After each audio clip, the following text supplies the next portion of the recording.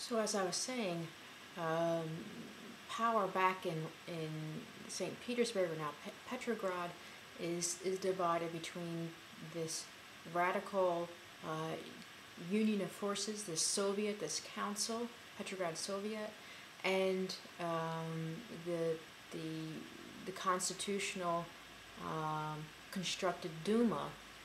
And the leader of the Duma becomes Alexander Kerensky, who is a socialist and is trying to appease and appeal to many different groups at the time. It became very obvious, however, that the Duma is unable to weather this storm and guide Russia through the end of World War I and into a new era of a new government. And part of the reason for this is that they refuse, the constitutional government group refuses to get out of World War I, and that should have been their number one agenda, and it wasn't. And then, meanwhile, the workers' councils, the Soviet, Petrograd Soviet, and there's other Soviets, the Moscow Soviet and such. Petrograd one is really more important.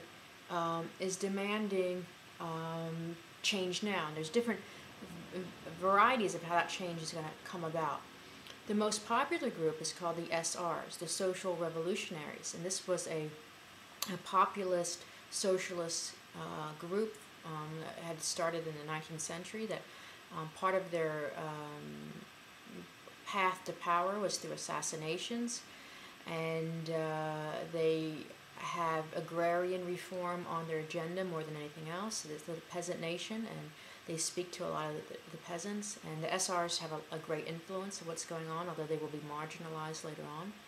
And then there's the Russian Social Democrats, who, this is the name of what we'd call the communists today. And they were divided between two divisions, really, in their own organization that happened earlier.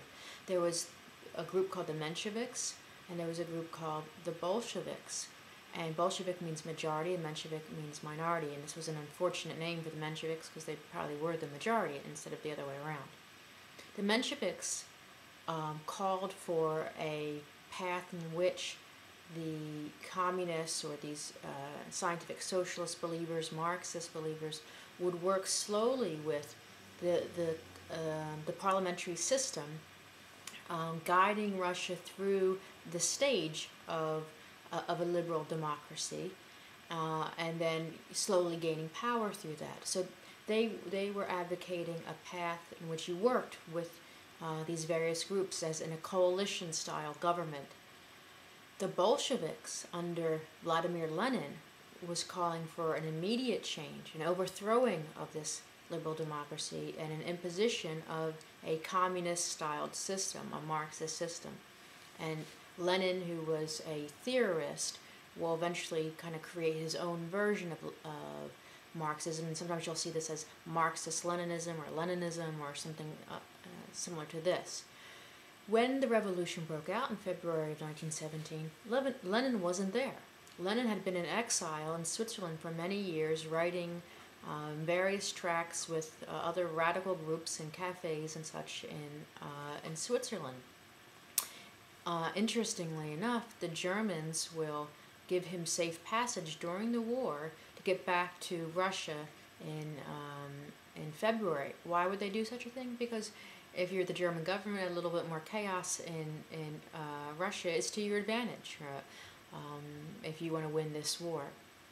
Vladimir Lenin is eventually going to make it back to Russia, and he's going to try and gain control of these various forces in the Petrograd Soviet and try to advocate, again, a policy in which there's going to be an immediate new revolution to knock out this liberal democratic government under the old Duma system. And Lenin has very few supporters for this in the early days. However, there's going to be a series of events that happen in April and June, a worsening of conditions. There's going to be a former general, Kornilov, who's going to try to march towards march towards St. Petersburg and take control, maybe as a military dictator.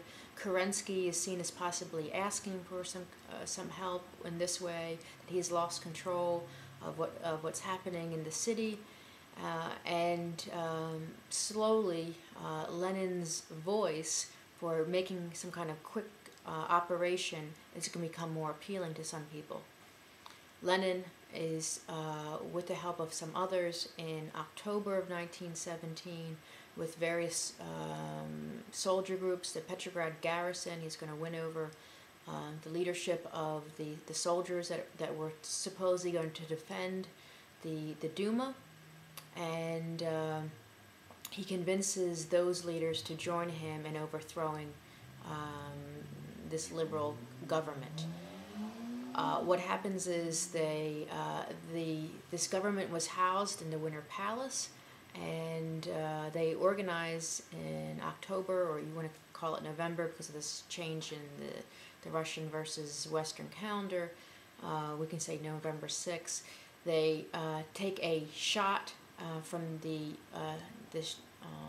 battleship Aurora in the Neva River against the Winter Palace, although it is it's a dud. It was not really going to explode anything. So they fire the shot and this loud noise. They have a small fighting force that enters the Winter Palace. And basically, everyone just gives up real quick. And the coup that happens is almost miraculous, really, that they're able to achieve this and capture the government. And with the support of that garrison and very quick changes they make in terms of security, the leadership of Lenin will begin in 1917.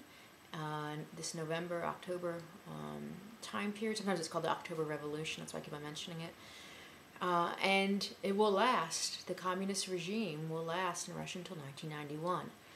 Now, what's important is that Lenin's going to try and characterize this as a vast revolution. Well, you're going to have films by famous directors that are going to try and show like this people in the street and this massive revolution urging Lenin into power.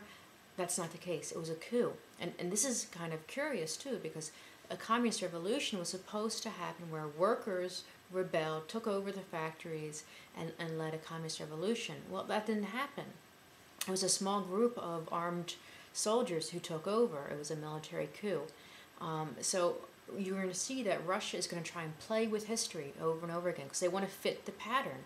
The pattern, according to Marx, is that there are certain stages, and these certain stages have to be met, and then you can achieve this new world. Well, the liberal democracy stage should have probably lasted a bit longer. I would think Marx would have agreed, more than a few months. Lenin's going to justify this in his writings that it was necessary, that the people were ready and such to lead this new revolution, although, as I said, it's done by a small group. Alexander Kerensky is able to escape, and he eventually makes it to the U.S., actually, and died in the U.S. later on.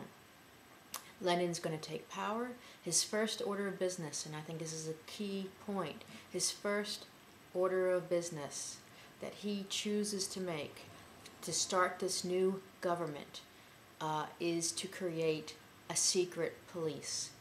And his power is going to be